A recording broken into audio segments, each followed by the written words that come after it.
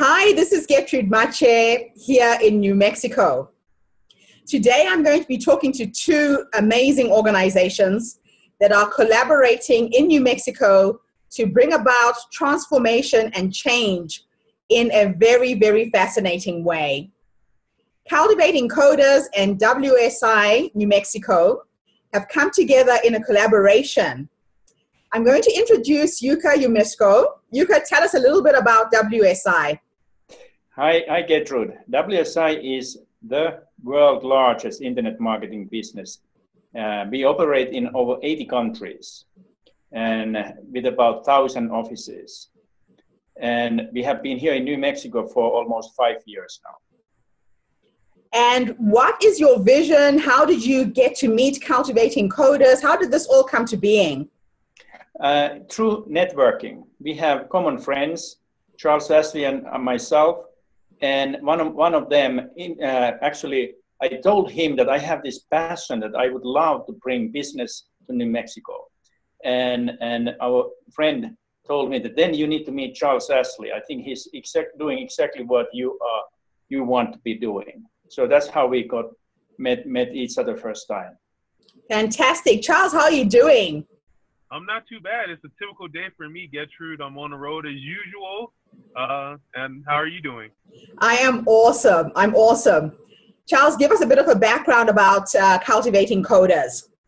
Well, Cultivating Coders, we created a program where we took your traditional boot camp and turned it upside down. We created a camp where it's fully versatile. We parachute into communities 8 to 12 weeks at a time, and we teach kids from 13 all the way up to age 67 how to be full stack web developers, Android developers, and then going into 2017, even iOS.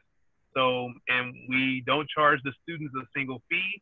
We go out and we find the funding, and we target areas that people just traditionally would overlook. Areas, for example, Navajo Nation, Gallup area, Farmington, Four Corners, and expanding into the Mississippi Delta and possibly Florida. So we're growing. It's been a good year. Fantastic. So Yuka, how are you seeing things moving forward in terms of your collaboration with Cultivating Coders? What is your vision with this project? Okay, Charles is training these students. There's already 55 of them trained, and there's going to be another 150 or more trained next year. Many of them go and know what they are going to do after the training, but there's going to be a lot of web developers available and needing jobs. So what I plan to do is give them jobs by giving my own clients projects to them to build, but also inviting business from other states of USA and from my colleagues in other states in USA, so that they, instead of sending their web development jobs to India, I would love to get them to come here in New Mexico, and we would do it with Charles' trained workforce. So you're based other people out there, Charles, who are in these little pockets, these areas in New Mexico. How do they get access to you? How can they get involved? How does your program work? To me, it's simple. We engage in the community, and if the community is engaged with us, we feel as if it's a true partnership. They can find us at cultivatecoders.com. They can email us at info@cultivatecoders.com, and we're very transparent. We're very open. We're easily accessible. And the only thing that we ask from the community is the same thing that we ask of the students. Don't be just interested in the opportunity, be committed to the opportunity. Because if you're committed to the opportunity, we feel that you can make the most of it. Fantastic. And Yuka, as a digital marketing company, I know that you have seen other opportunities besides the coding that can be brought to these communities in terms of the product, their art. Elaborate a little bit about the ideas you have there. It's actually very interesting. Charles and I both had the same concept in our minds. There's a lot of art development, artists all over the Southwest area. And those artists nowadays typically have to give their art to a middleman who takes the biggest part of the profit when they sell the product to consumers.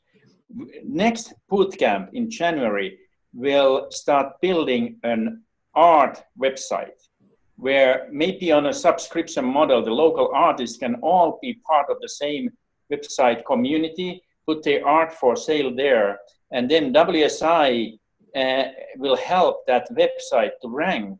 We do search engine optimization and anything that is necessary to make that website rank and find clients around the world. So now we will help the local artists to make more money on their hands and their art and cut away the middleman from the project. Fantastic. And Charles, I know that there are quite a lot of women. You know that I'm always passionate about empowering women. Yes, there's quite a lot of women who are involved in the project. How is the Navajo Nation supporting you in what you're doing in these communities? The Navajo Nation's been great. We started our program in April, and we sort of proved ourselves, and they came on board. We have a nice partnership going, and the majority of our graduates are Navajo women, which is phenomenal.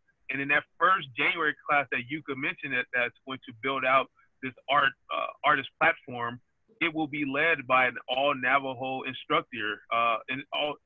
So now we've taken kids from our first cohort, put them through a training program to be instructors, and now they will lead that coding camp in January, and along with the build out of a platform that will be able to put Native American Navajo Nation artwork on display, and as Yuka mentioned, cut out the middleman. So it's girl power heavy.